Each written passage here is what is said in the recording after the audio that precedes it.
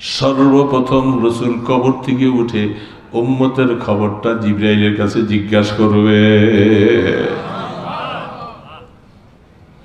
জিবরিল আলাইহিস সালাতু ওয়াস সালাম তিনি বলবেন যে এখনো ইসরাফিলের শিঙে ফু দেওয়া হয় নাই। তিনি বাইতুল মুকাদ্দাসের সাখরা, একটা পাথরের মধ্যে শিঙ্গা হাতে নিয়ে দাঁড়িয়ে থাকবেন।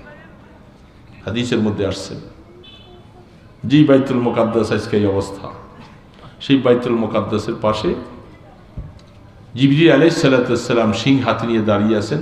আল্লাহ পাকের হুকুম হবে আর শিঙে ফু দিবেন, সারা পৃথিবীর সমস্ত মানুষগুলি উঠবে। তা আল্লাহ রসুল তিনি তখন শুনলেন যে এখনো ইসরাফিলের শিঙে ফু দেওয়া হয় নাই।